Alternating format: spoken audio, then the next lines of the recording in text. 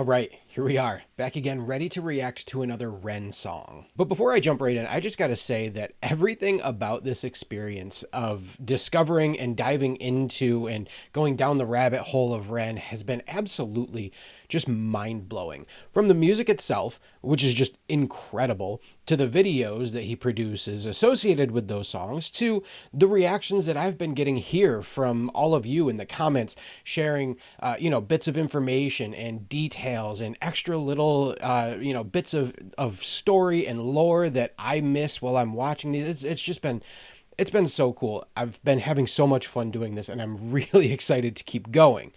So with that, today, I'm going to start the Money Game series. So this video is going to be part one, just the part one of the Money Game series. And I'd considered doing all three back to back to back in a row with this. But the one thing that I realized is that I become overwhelmed by everything that's going on in the video, that I need to break it apart. I realized that with Jenny and Screech and Violet. By the time I got to the end with Violet, I was kind of missing a lot of what was going on because I was still trying to process things that had happened previously. So I'm going to break it apart. I'm going to do it in chunks like this. So this one is part one of Money Game. Of course, part two and part three will be coming very shortly. And if you want to make sure that you see those, be sure to subscribe to the channel, click the little notification bell. It certainly helps me and helps get this video out, but you'll also get some notifications and reminders when I put those new videos out too. But with all that being said, let's just jump in.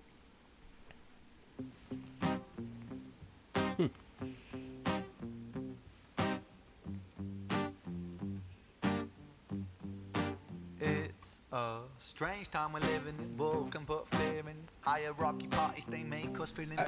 So the first thing that I'm thinking here is the first two videos that I've watched of his, Hi Ren and the story of Screech and Jenny and Violet, were all live takes of him performing those songs in the settings and scenes that he was in. And I think it seems like this is too. I can't quite tell for sure. It definitely seems like it. I don't necessarily see a lapel mic, but he's kind of got a lot going on there. So I wonder if this is. It kind of sounds like there's a little bit of like background noise, like environmental noise going on there. So it kind of sounds like it might be. But yeah, I'm curious to see if it is. Let's start that over.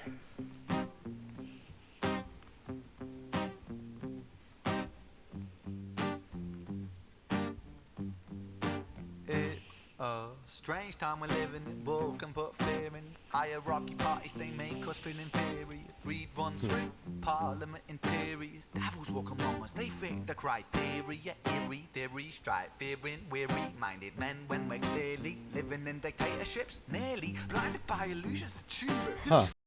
So the one thing that I'm realizing listening to some of his music is that with his accent being one that isn't something that comes easy for me, especially with as quickly as he's delivering these lines and singing it, I need the captions at the bottom to really kind of make sure I'm catching all of the words. But by focusing on that, I'm not necessarily seeing everything else that's going on in the scene or really being able to absorb it. It seems like, yeah, I mean, Money Game, this hooded figure here, it's giving vibes of, I don't know how much I can say here on YouTube, but mid 2000s videos from certain organizations in certain parts of the world that were known for, hooding prisoners and that sort of thing. I'm kind of getting a sense of what the theme of this song is. Money Game. Money is a necessary tool, right? But I feel like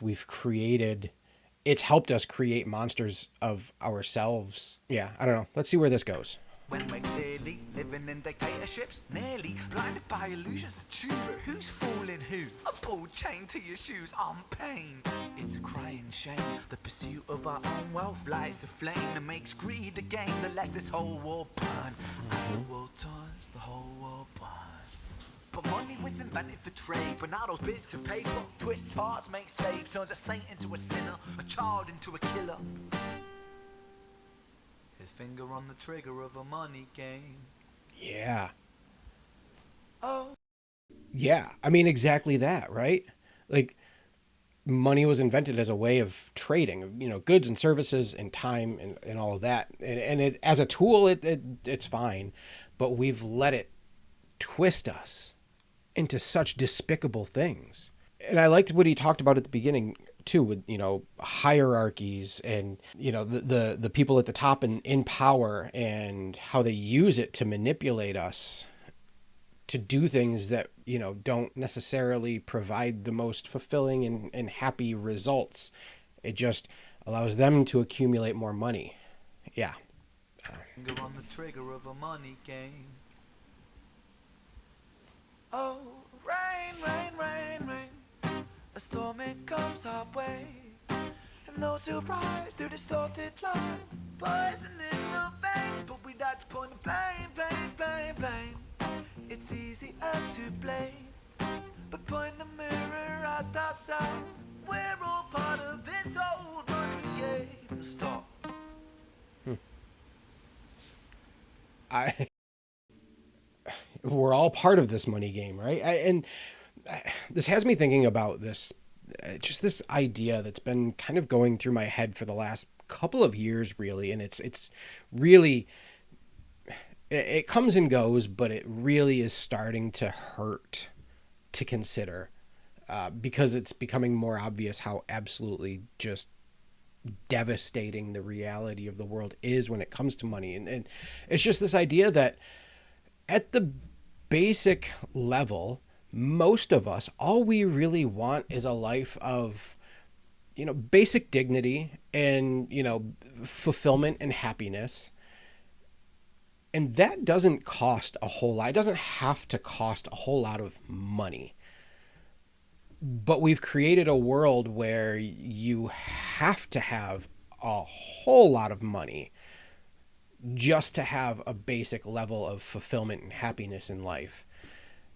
And it's so exhausting. It's so hard. And we all then become trapped in that money game. We have to go to work. We have to do these jobs, these things that ultimately, I mean, I hate to say it, but my full-time job is kind of a bullshit job. Like it isn't something that is, in the grand scheme of things, absolutely required. And I think the thing that bugs me is just the layers of abstraction that we've built between the basic happiness and fulfillment that we desire and the means by which we can acquire that. You want to live a basic, happy, fulfilled life, but in order to do that, you have to have a full-time job, 40 hours a week, and then some. In the United States, that doesn't even guarantee you even a basic level of happiness and fulfillment. And then everything that you need on top of that, health insurance and a car and all of the bills and everything that you need just to get by in modern life, that don't necessarily contribute to a happy and fulfilled life. They're not things that if I were to strip down everything and just define what a happy and basic fulfilling life looked like for me, I wouldn't need all of that stuff. But I do need all of that stuff now, because I need to have a job just to get by. And in order to just get by, I have to do a job that I'm not passionate about. I don't care about. It's a job. It's a game. And we're all playing it. We have no escape. Stop.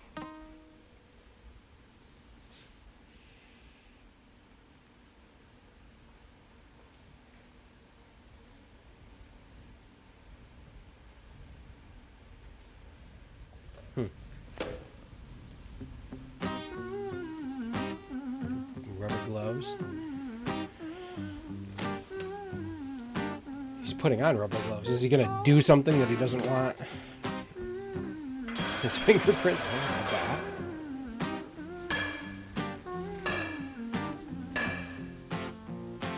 Dear Mr. President, it's evident that everyone's a resident of fear when they support these ideas to keep us separate, when they make us believe that everybody is coming to terrorize you in the streets. They say badly through gritted teeth. That's my right to hate. That's freedom of speech.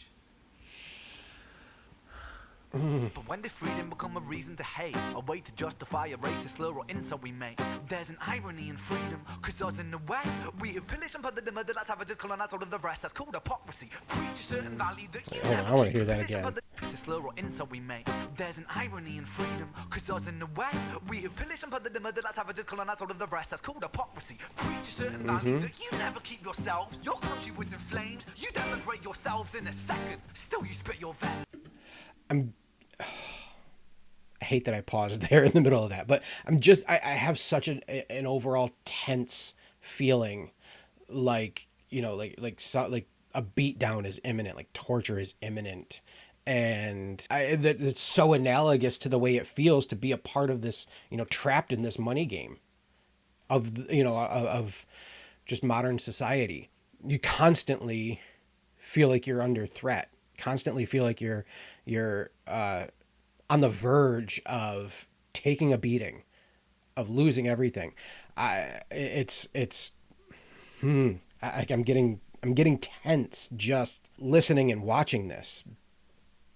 He does such a good job of creating that for us. It's crazy. I'm going to back it up a little bit extra here. Fire, racist slur or insult we make. There's an irony in freedom, cause us in the West, we have pillaged and plundered the murder that savages colonized all of the rest. That's called hypocrisy. Preach a certain value that you never keep yourselves. Your country was in flames, you denigrate yourselves in a second. Still you spit your venom, demonizing immigrants when really you're the immigrant, cause all of us are immigrants or descended from immigrants. Irony is imminent. I'll shed the light on immigrants. America was colonized by Britain.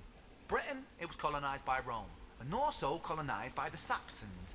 They were German, by the way. You know how people throw shade upon the Germans because of history's pain, and yet we made the same mistakes all again. Demonize a whole people, Jewish or Muslim, the same and the same. Wow. Old situations play on repeat. The same old TV shows repeat. Yeah, we worship the bleak.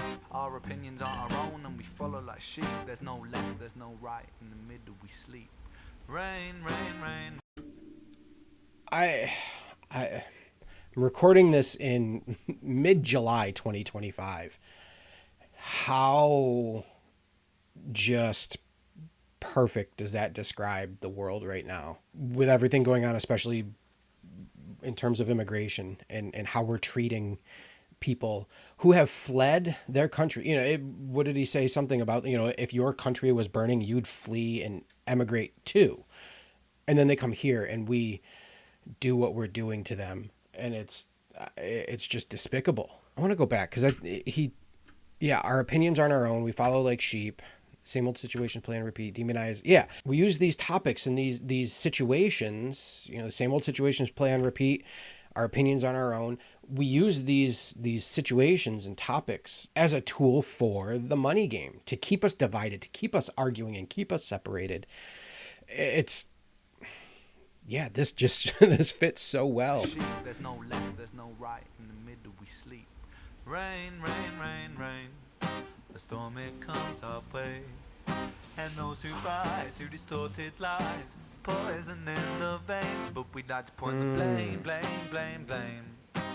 And he puts the bat down and takes the gloves off.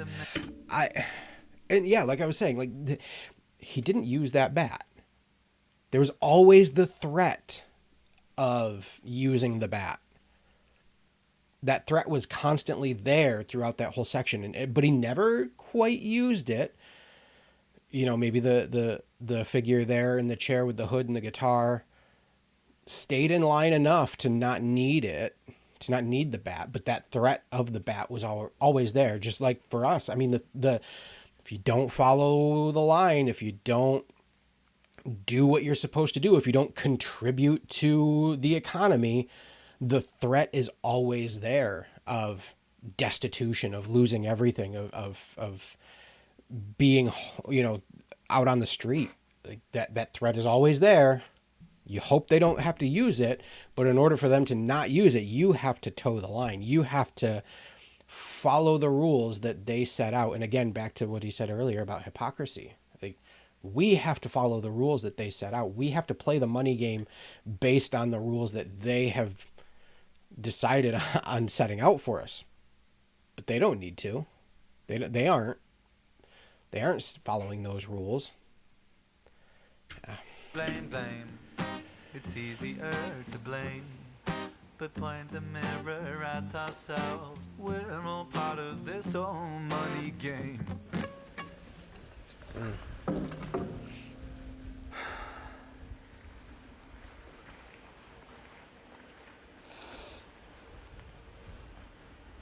What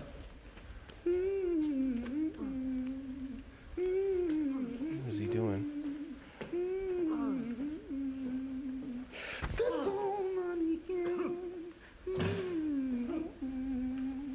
Keeping him in line.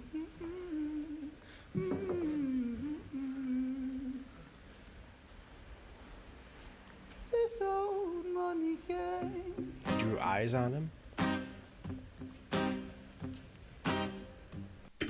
I'm not sure what that's supposed to be.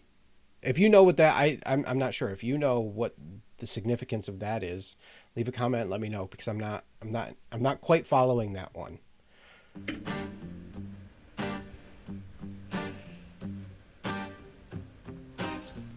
One other thing real quick.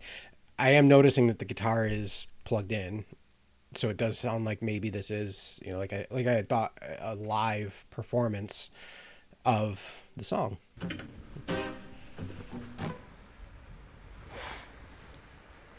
Oh, geez.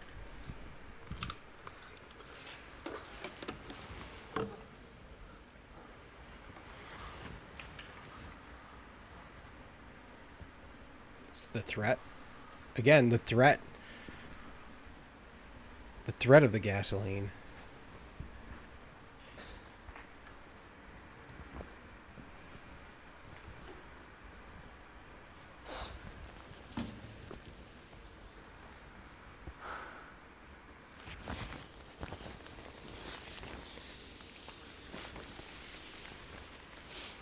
Oh yeah, there's his microphone too.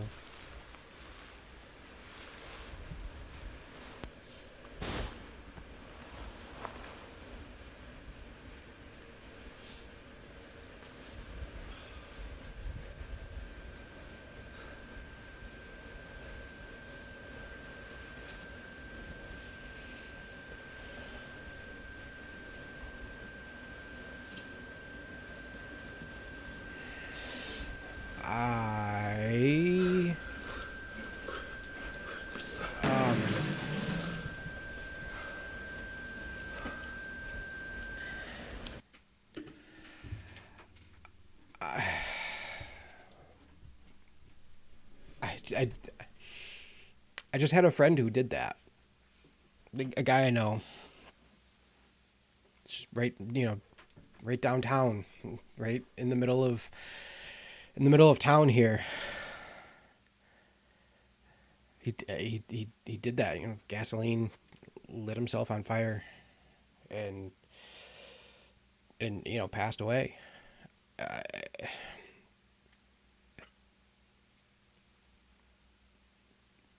And it was, nobody wants to talk about it. Nobody wants to talk about, what was going on and why. There's a whole lot of talk about mental health, and certainly that's a very big aspect of it. Self-immolation, I think, though, is a lot more of a statement than a simple act of, ending your life, especially self-immolation in public.